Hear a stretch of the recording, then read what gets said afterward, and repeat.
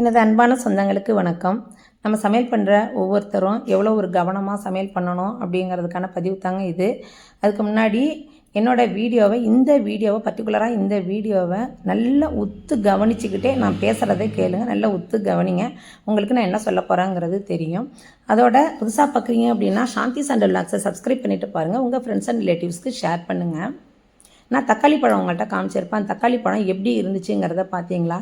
அப்படியே பலன்னு தகன்னு அப்படியே லட்டு மாதிரி செக்கச்செவேன்னு அவ்வளோ அழகாக இருந்துச்சு பார்த்தீங்களா? அதை நான் கட் பண்ணி உங்கள்கிட்ட காமிச்சேன், எதுவுமே இல்லை. பட் அதை அப்படியே நான் ஒரு 10-15 செகண்ட் வச்சுட்டு கையால் உடைக்கிறேன். இதில் பாருங்கள், புழு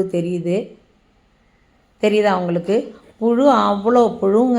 எனக்கு கொமட்டிக்கிட்டு தாங்க வந்துச்சு. அப்படியே என்னால் தாங்கவே இல்லை, அவ்வளோ ஒரு அசிங்கமாக இருந்துச்சு. இந்த பதிவை நான் நிறைய என்னுடைய ஷார்ட்ஸில் உங்கள்கிட்ட சொல்லியிருக்கேன். நான் சமையல் பண்ணும்போது தக்காளி எப்போல்லாம் நான் யூஸ் பண்ணுறோம் பாருங்களேன், தெரியுதா? அந்த பாருங்களேன், முண்டுது பாருங்கள். நல்லா உத்து கவனிங்க, இந்த வீடியோவை உத்து கவனிங்க, உங்களுக்கு தெரியும். நான் சொல்லியிருக்கேன், வெளியில் தக்காளி பழம் நல்லா இருக்குன்னுட்டு அப்படியே நீங்கள் யூஸ் பண்ணிடாதீங்க. நீங்கள் ஒரு 10-15 செகண்ட் அப்படியே வையுங்க, வச்சுட்டு பாருங்கள், உள்ள நல்லா செக் பண்ணிவிட்டு சமையலுக்கு யூஸ் பண்ணுங்கள் அப்படிங்கிறத நிறைய தடவை நான் சொல்லியிருக்கேன். அதை நான் வீடியோவாக எடுத்து போடணும் அப்படின்ட்டு எனக்கு வாய்ப்பு கிடைக்கல. இன்றைக்கி எனக்கு ஒரு வாய்ப்பு கிடச்சிது, இதை எடுத்து நம்ம போடலாம் அப்படின்ட்டு ஒரு நல்ல தக்காளி பழம் எடுத்தேன். அதில் புழு இருக்குமா இருக்காதாங்கிறது தெரியாது.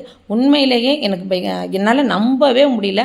அந்த தக்காளி பழத்தை நான் கரைக்கிறதுக்காண்டி அதை கட் பண்ணிவிட்டு கரைக்கிறதுக்காண்டி எடுக்கிறேன். புழு அதில் அவ்வளோ புழு. அந்த பாருங்களேங்க, எனக்கு அசிங்கமாக இருக்குது, அதை பார்க்கவே அவ்வளோ அசிங்கமாக இருந்துச்சு. அதனால் எப்பொழுதுமே நீங்கள் தக்காளி பழம் யூஸ் பண்ணுறீங்க அப்படின்னா டக்குன்னு கட் பண்ணிவிட்டு அதை வதக்கவோ குழம்புல நீங்கள் கரைச்சி விடவோ பண்ணாதீங்க. ஒரு 10-15 செகண்ட் அப்படியே வச்சுட்டு அதுக்கப்புறமா கரைங்க.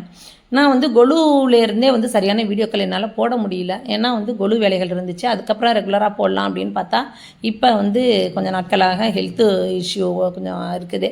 ஸோ ஹெல்த் இஷ்யூஸ் இருக்கிறதுனால ரெகுலராகவும் சரியாக என்னால் வீடியோ போட முடியல. கிடைக்கிற டைமில் ஏதோ வீடியோ நான் போட்டுக்கிட்டு இருக்கேன். அதனால் தயவு செஞ்சு நம்ம சாந்தி சண்டல் வ்ளாக்ஸை பார்க்காம இருந்துடாதீங்க. கண்டிப்பாக பாருங்கள்.